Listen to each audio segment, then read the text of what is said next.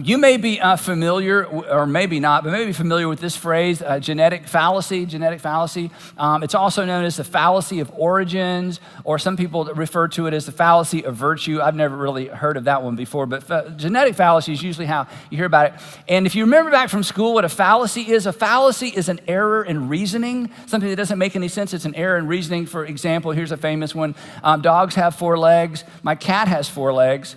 My cat is a dog. No, okay, so how about this one? Bill lives in an enormous apartment complex. Bill must have an enormous apartment. Yeah. Okay, those are fallacies, right? You see that. Yeah, there's something about that doesn't make sense. Well, the genetic fallacy is a fallacy, but it's a different kind of fallacy. This is a fallacy that discounts when somebody discounts the reliability of information based on the source rather than the merits of the information. Let me say that again. The genetic fallacy is when you discount the reliability of information. Somebody gives you advice or somebody gives you information and you discount it based on the source rather than the merits of the information. So for example, if I came in here today and said, hey, this morning I saw a report on CNN that, about half of you would be like, CNN, But if I got up here and said, hey, this morning I saw a report on Fox News that, the other half of you would be like, Fox News, That before I even got to the information, you're already suspect of the information because of the source. Or maybe you're more in this camp. If somebody walked up to you this week and said, my preacher said, you'd be like, what could your preacher possibly know that could help me, right? So it's easy to discount information based on the source of the information rather than the merits of the information. But you know this, advice in particular should be judged on its merits, not on its source oftentimes, right? Advice, especially any information, but especially advice should be judged on the merits of the advice, not the source. If you fall for the genetic fallacy, which so many people do, you might become your own worst enemy. Now, this is, as you may know, this is part 3 of this series. We're wrapping this series up today, How Not to Be Your Own Worst Enemy.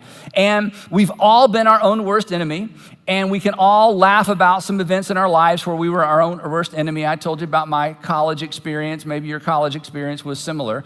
And those are things we can laugh about, but we've also seen people kind of do it up big, right? You've seen someone undermine a marriage and became their own worst enemy. They became their own worst enemy financially. They became their own worst enemy academically. Became their own worst enemy professionally. And you saw this playing out and you just thought to yourself, just stop. You are doing this to yourself. You could see the results before the end got there, right?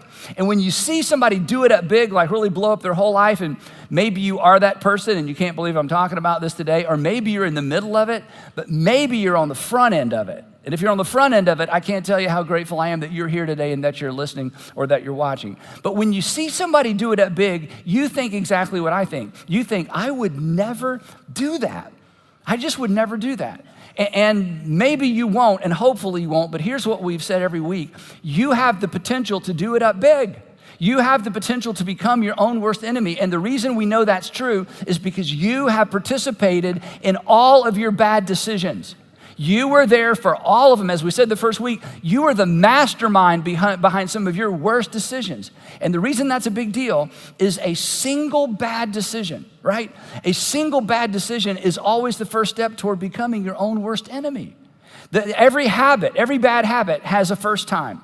Every pattern has a first line. Every journey has a first step. So in this series, we're talking about 3 preemptive habits that if you'll develop these habits, you will set yourself up not to ever be your own worst enemy in a small way, laughable ways, or in a big way. Now, a question that you might ask, maybe you haven't asked, but I've sort of wondered if people would ask during the series, why are we talking about this in church, right? I mean, this sounds like a TED Talk. This sounds like something you would just kind of hear in a classroom or a business seminar or just, counseling, right? But the reason we're talking about this in church is that this whole idea of not becoming your own worst enemy, it's really not even about you. Because you know this, maybe you know this from the family you grew up in. When you become your own worst enemy, you're not the only person that's hurt, right? If you blow up your finances, if you blow up your life, you're not the only person impacted. The shrapnel of you blowing up your life impacts the people closest to you. It impacts the people in your future. It impacts the people that depend on you. It impacts the people that love you. So this is a really, really big deal, not just because you're a really big deal, and you're a really big deal, at least You think so, right? I mean, I think I'm a pretty big deal, right? But this isn't even about us. This is primarily about what it means, simply, as we'll see at the end, to follow Jesus.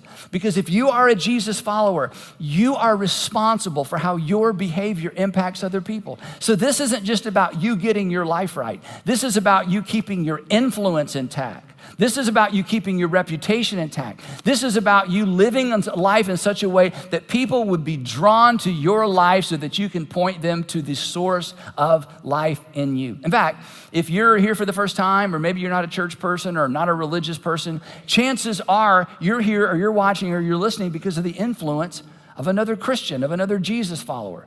And imagine how much less influence they would have over you if they had just blown up their life or become their own worst enemy in some capacity. So this is really a big deal. This isn't just TED Talk. This really is central to what it means to follow Jesus. Because at the end of the day, how we live our lives is not just about us. We'll talk a little bit more about that in the end. So anyway, I gave you these two preemptive habits. We're going to look at the third one today, but just a quick review. Preemptive habit number one to keep you from becoming your own worst enemy is pay attention to the tension. Pay attention to the tension. One more time, I would love for all of us to read this out loud, even if you're watching and you're sitting by yourself or driving ready. Pay attention to the tension. When you are considering an option, an invitation, any decision, and there's something on the inside of you that's like, I don't know about that, pay attention to that tension. If something about the decision dings your conscience, it doesn't seem wrong to anybody else, but it bothers you, let it bother you. And don't start, as we said the first week, don't start selling yourself on it. Don't start trying to convince yourself.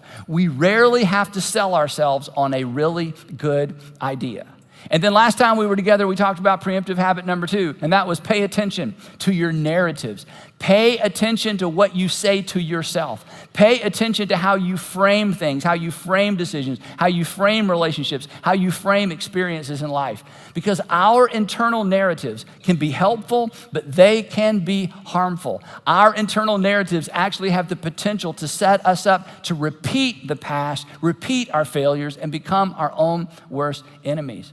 Now, if you did not hear last week's message when we talked about this, I don't do this all the time, but what we talked about last week is so important because it's so subtle and it's not something you hear a lot about. I would highly recommend you get your local church app. If you're here with me at Buckhead, just get the Buckhead church app, and last week's message is on there for free, or you can go to my YouTube channel. But what we talked about last week is so foundational to living life in a positive way, and it is so foundational for those of us who consider ourselves Jesus followers. So today, preemptive habit number 2, how not to become your own worst enemy, and it's simply this: pay attention to the voices of wisdom around you. Pay attention to the voices of wisdom around you. Here's what you know about your experience, and here's what you know about the experience of people you've watched blow up their life. Most people, in fact, I would argue all, but let's just be conservative. Most people who become their own worst enemy were warned, weren't they? You were. Somebody in your life said, I don't know about her. I don't know about him. I don't know about that. I don't know about that job. I don't know about that investment. I don't know about, somebody tried to warn you. That most people who become their own worst enemy, somebody tried to warn them, but they wouldn't listen. Because, and this is so important, our worst decisions, don't miss this, our worst decisions, and by worst decisions, I mean those decisions that are tipping points, those decisions that are like points of no return. Those decisions that if we could go back to that one moment and redecide, decide differently, you know, those big moments, if only I could go back to that moment. Our worst decisions are always preceded by a series of unwise decisions. That you made a series of unwise decisions that led you to the point where you made the big one. This is almost always the case when it comes to people who blow up their lives or people who become their own worst enemy. So the idea, or rather the habit, of listening to the wise voices around us is so extraordinarily important. Because if you're in the middle of making a decision right now, here's what I can guarantee you. Somebody is feeling the tension that you're ignoring. Somebody's feeling the tension you're ignoring. There's somebody around you who is not distracted by your internal narratives. Those things that you constantly tell yourself, they're not distracted by those things because they're not aware of those things. There's somebody around you that's connecting some dots that maybe you're not connecting. And possibly they're trying to say something to you. But because of your internal narrative, because you've already made up your mind, it's almost impossible for you to listen. So paying attention to the voices of wisdom around us is an extraordinarily important habit. And the thing is, you already know that. That's not something you haven't heard before. But for whatever reason, it's difficult for us. So what I thought I would do today, because this isn't new news or new information, I want to read to you a story that comes out of the Hebrew scripture, or Christians call it the Old Testament, that I'm hoping will soften your resistance to maybe something you've already heard. That will soften your resistance to something you've already heard, but are having a hard time hearing. And this particular story is not one of the more familiar stories from the Old Testament. It's found in 1 Kings chapter 12. And this particular narrative revolves around Israel's fourth king. Ancient Israel had a series of kings. For context, here's Israel's kings. You'll remember maybe from Sunday school or if you grew up in church, King Saul. Perhaps all of you have heard of King David. And then following King David was David's son Solomon, considered the wisest man who ever lived. And the assumption was that after Solomon died, his son Rehoboam would then take the throne of Israel. Now, to fully understand this story, there's one other character I have to introduce you to. His name is Jeroboam. And who is Jeroboam? I'm so glad you asked. And here's where the story begins. Now, Jeroboam, not Rehoboam, Jeroboam. Now, Jeroboam was a man of standing. That is, people thought this guy had it going on. He was an extraordinary leader. He was well known in the community. And when King Solomon saw how well the young man did his work, he put him in charge of the whole labor force, which was a big, big deal. This is like becoming part of the cabinet in our way of thinking. He got elevated to extraordinary influence in the kingdom of Israel because he was put in charge of forced labor. Solomon, by this season in his life, was building so many buildings and so many monuments to himself that he had, get this, over 150,000 stone cutters and stone transporters, that just about the entire male available population in that area of the world worked for King Solomon. And it wasn't paid labor as much as it felt like forced labor because he was doing these massive building projects. So Jeroboam is in charge of this extraordinarily important and big project. And one day, he's leaving the city of Jerusalem, and something very odd happens. About that time, Jeroboam was going out of Jerusalem, and Ahijah, the prophet of Shiloh, met him. So he's leaving Jerusalem, and this prophet walks up. And whenever a prophet walks up, you know something strange is about to happen. Well, this was really strange. The prophet walks up to Jeroboam and takes off his coat. The prophet takes off his own coat, and then he rips it apart, begins ripping up his coat. And he rips his coat into 12 pieces. And then he hands 10 pieces of his own coat to Jeroboam.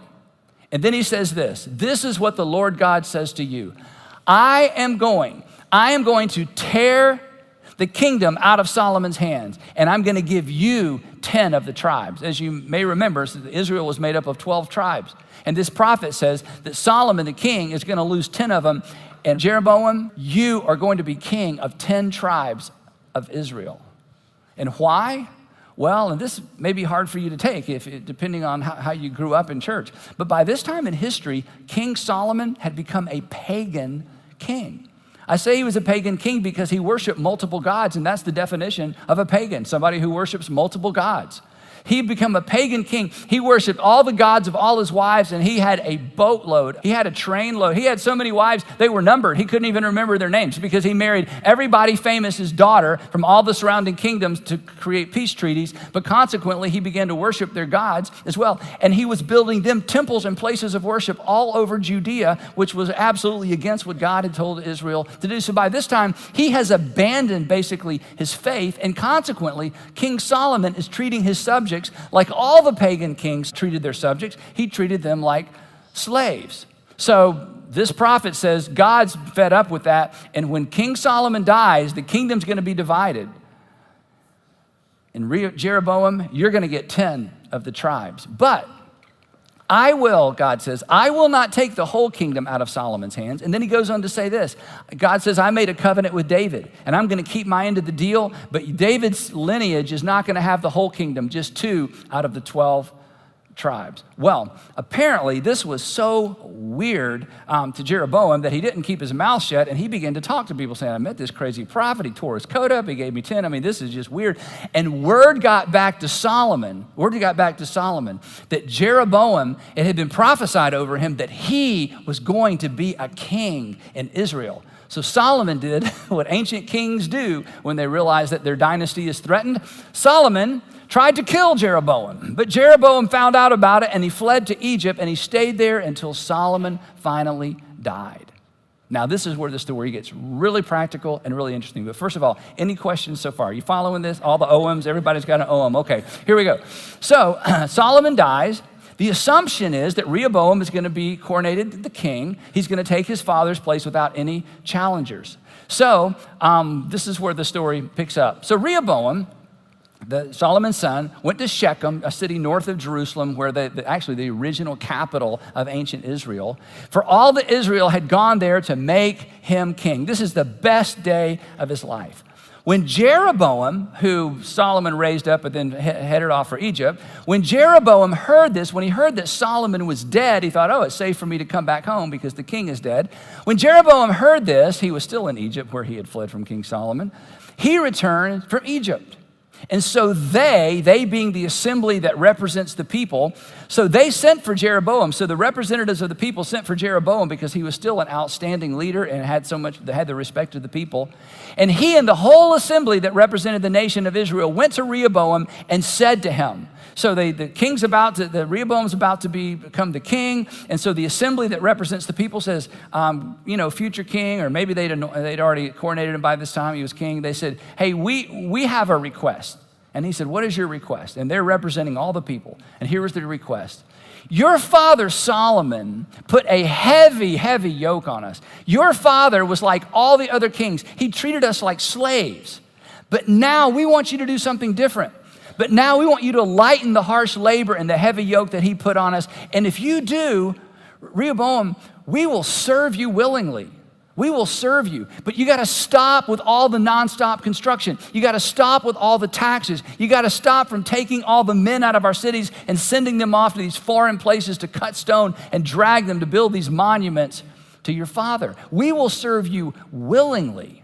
Well, at this point, Rehoboam makes two really, really good decisions. The first one is this. So Rehoboam answered, go away for 3 days and then come back. And so the people went away. So this was a good decision. He said, let me think about this. Good idea. And then King Rehoboam made another good decision. Then King Rehoboam consulted the elders, the old guys, the elders who had served his father Solomon during his lifetime. Another really good decision. These guys are older. They're wiser. They have perspective. And they knew some things that Solomon didn't know, and they knew some things that Rehoboam would never know.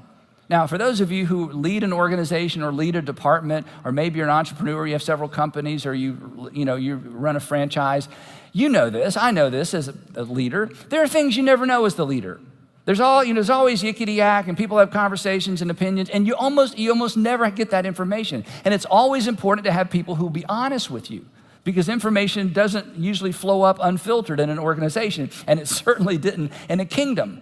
So this was a good idea, because these men who had advised Solomon, they knew the real deal. They knew what Solomon didn't know, and they knew what Rehoboam would never know as king. So these were good men to go to for advice. And he asked them, he said, how would you advise me to answer these people, he asked. And here's what the old guy said. They said, if today you will be a servant to these people, and if you will serve them and give them a favorable answer, they will always be your servants. Do you want to be a king of a united kingdom? Then here's how. You put their interest ahead of your own. You put their interest ahead of your own. Very wise counsel, very good leadership instruction. These guys knew. But here's what Rehoboam thought. Rehoboam thought what maybe we would be tempted to think. What do a bunch of old men know? What do a bunch of old men know? They've already lived their lives. They've already had their time. They've already had their time in the sun. They've already had their influence. They don't understand. I'm a young man with my whole life ahead of me, with a legacy to build. What could they possibly know? And he discounted their good advice because of where that advice came from. But Rehoboam rejected the advice the elders gave him. It was what he needed to hear, but it was not what he wanted to do. But it was the only way, and this is where we so need to, this is where we...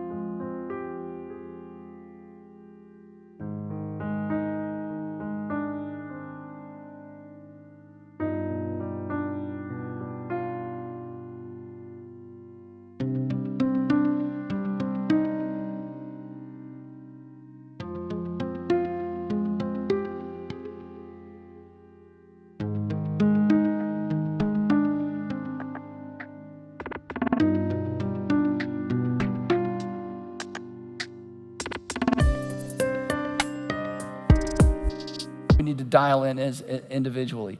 It was the only way to get to where he wanted to be.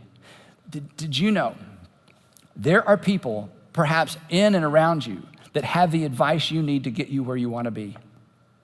And you're discounting their advice because of who they are. They haven't walked in your footsteps. They've never run a business. They've never been a parent. They're only 18 years old. They've never been where you are. They've never gone through a divorce. They've never been in a second marriage. They've never tried to blend a family. They've never moved out of town to the big city. And you have 1,000 reasons to discount their advice. There perhaps is somebody around you who has advice that will help you get to where you want to be. In this case, for Rehoboam, it was a united kingdom. But he didn't want to listen. So you know what he did? He did what we do. He found some folks who would tell him what he wanted to hear. He found some folks who would tell him what he wanted to hear. Let me tell you how to become your own worst enemy. Surround yourself with people who will tell you what you want to hear. If you want to become your own worst enemy, if you want to blow up your family, if you want to blow up your finances, if you want to blow up your future, it's very simple. You just surround yourself with people. In fact, add a layer we'll get to in just a minute.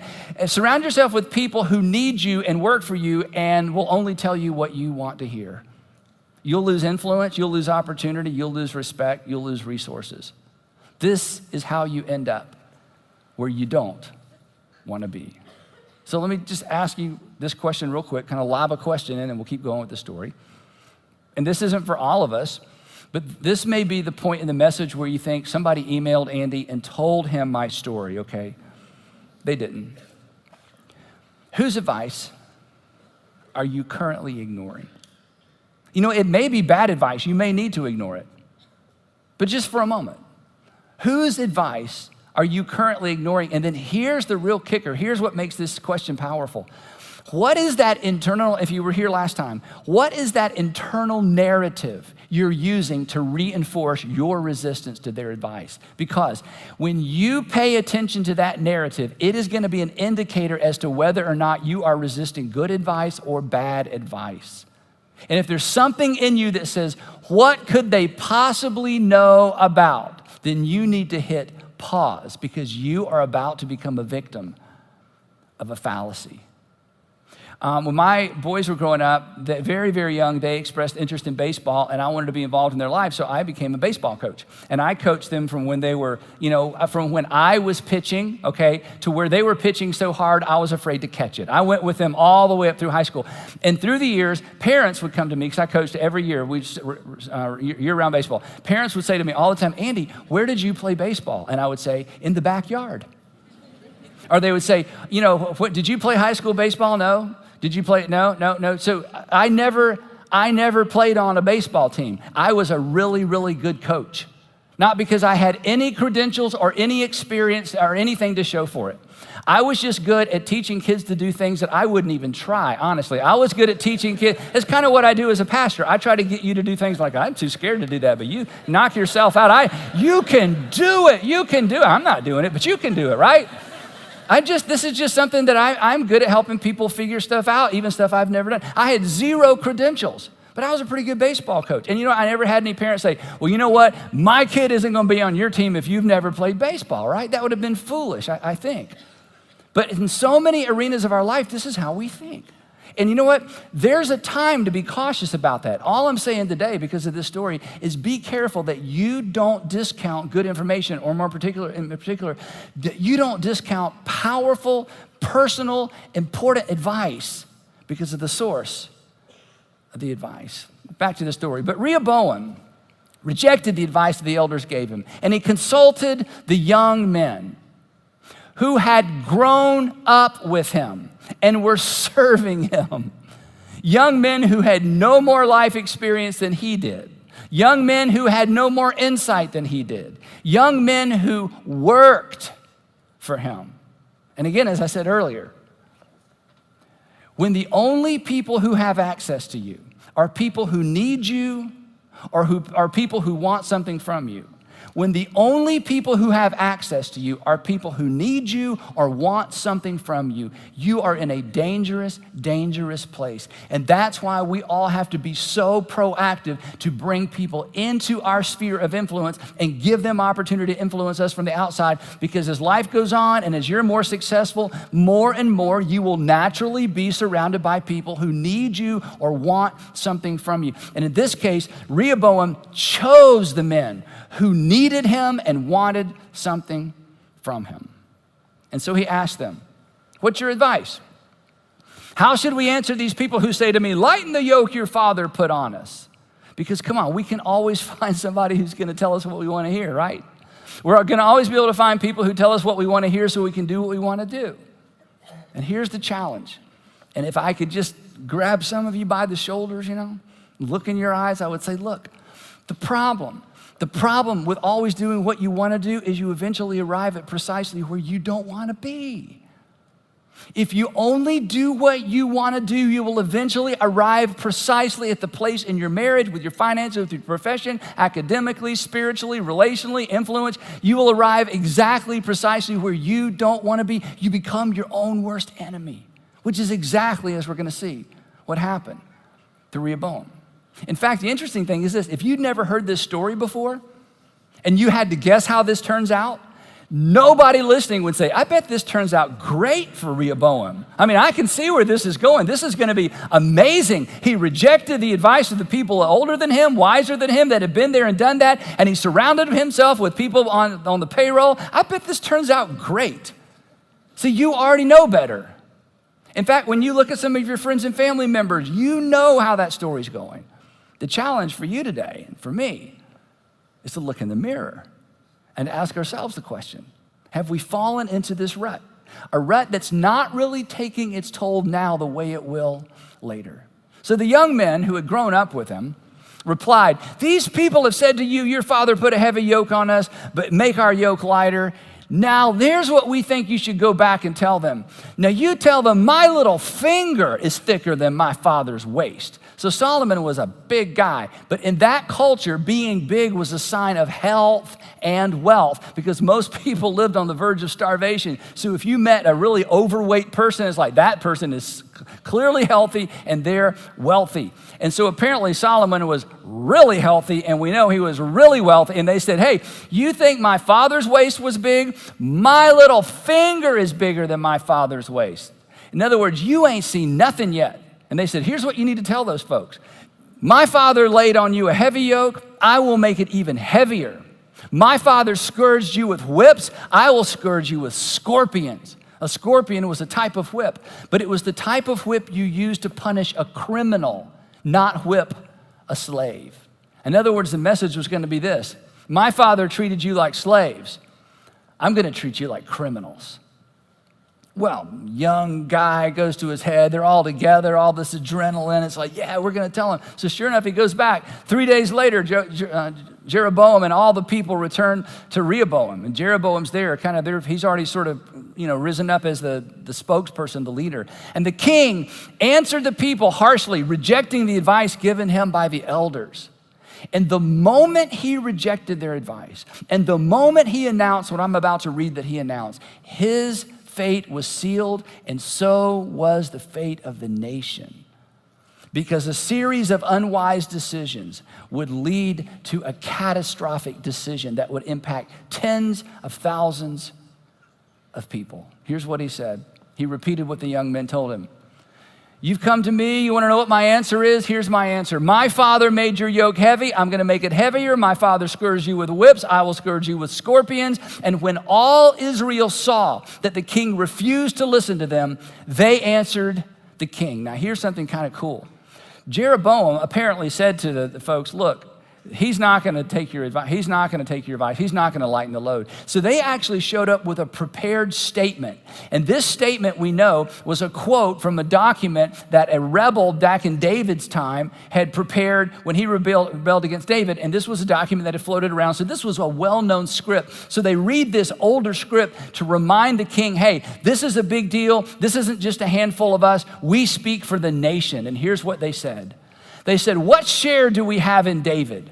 What part in Jesse's son? Jesse was David's father.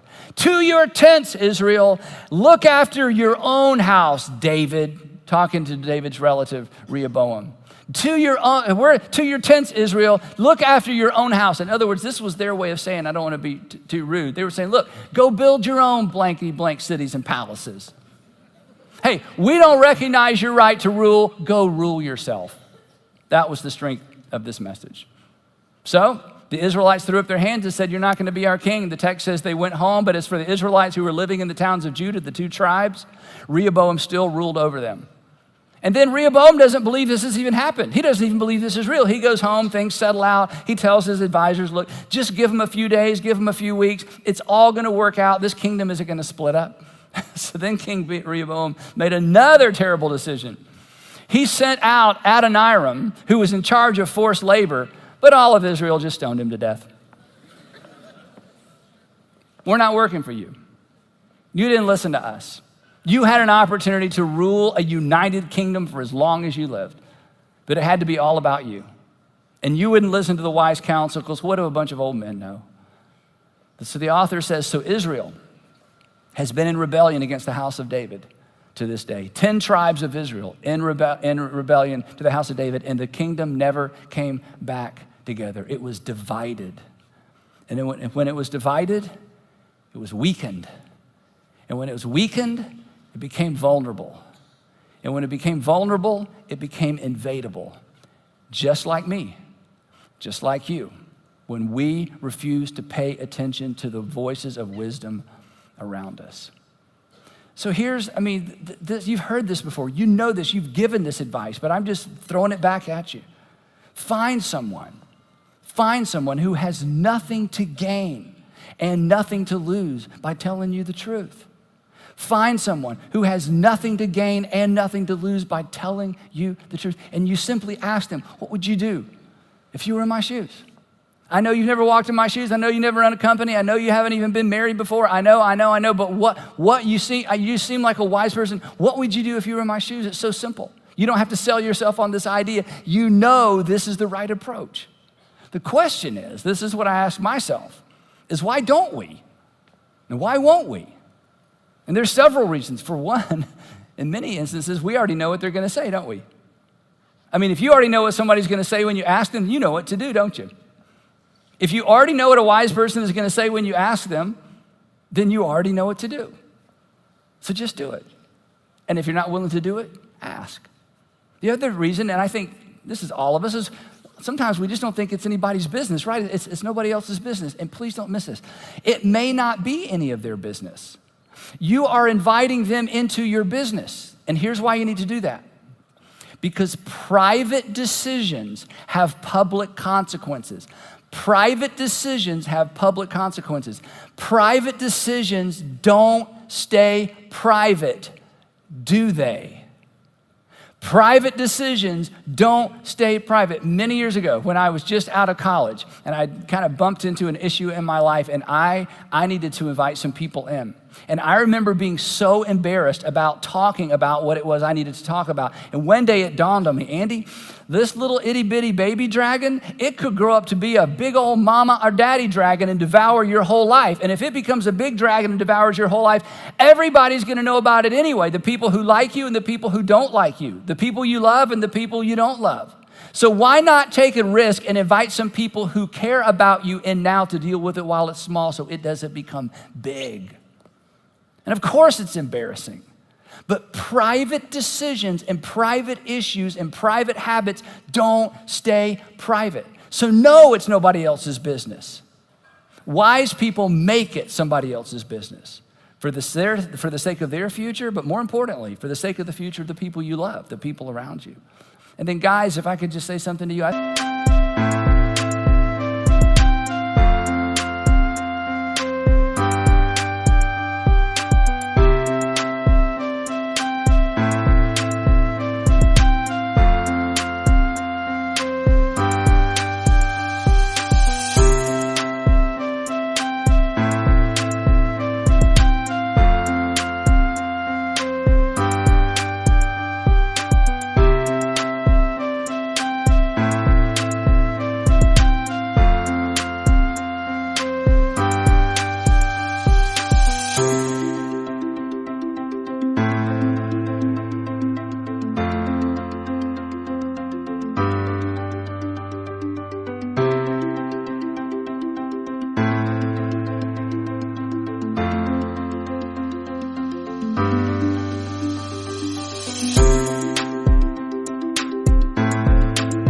I think one of the reasons we don't do this, I mean, you already know the answer at what I'm going to say. It's just our ego. It's because success is intoxicating. And look, just burst your bubble. Success doesn't mean you're smart. And success doesn't make us smarter. In fact, success often makes us more careless. It makes us clueless. I mean, I've heard men say, not exactly these words, but through the years, well, Andy, you try to get a guy to go to a parenting seminar. You try to get a man to read a book about being a father. No, I'm not gonna do that. Why? Well, I was a kid once. I know how to raise one. Hey, I had a surgery once. Would you let me do surgery on you? I don't think so. And I wouldn't let you do. I mean, it doesn't make any sense. Somebody can see what you can't see. Somebody is connecting dots you're not connecting. There's somebody perhaps close to you that is not distracted by your internal narrative because they have a different narrative. They can see what you can't see, and you lose if you don't know what they already know. So here's I want to challenge you to make a commitment, even if it's just for a month or maybe even just for a week. But this is a habit that will serve you well. In each of these messages, I've asked you to make a specific commitment related to the message. And the commitment related to this one is simply this. Would you commit, I will not automatically discount advice based on the source of the advice? I'm telling you, this will serve you well for the rest of your life. I will not automatically discount advice based on the source of the advice.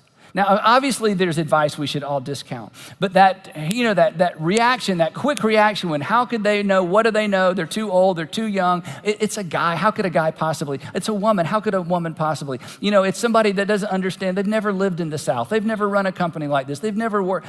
We immediately discount advice. Would you just decide, you know what, for me, I'm not doing that. I will not automatically discount advice based on the source of the advice. And when you make this commitment, you begin to further the habit of paying attention to the voices of wisdom around you. Because, and you know this already, wise voices set you up for wise choices. And why is this a big deal? Because every single person that's blown up their life, every single person that's become their own worst enemy, that final decision, that one moment in time they wish they could go back and undo, was preceded by a series of unwise decisions. And when we surround ourselves with, and when we listen to, and when we open ourselves up to the voices of wisdom, we make better decisions. We live with fewer regrets. We avoid becoming our own worst enemy. So one more time, whose advice are you currently ignoring? And what's the narrative that fuels your ability to reject that advice? So wrapping up, these are the 3 preemptive habits I hope that you'll take seriously. Number 1, pay attention to the tension. Number 2, pay attention to your narratives. We've talked some more about that today. And number 3, pay attention to the voices of wisdom around you. And again, not just for your sake. This is not about you. This is as much about the people around you. The night that Jesus was arrested, he gave us our new covenant marching orders.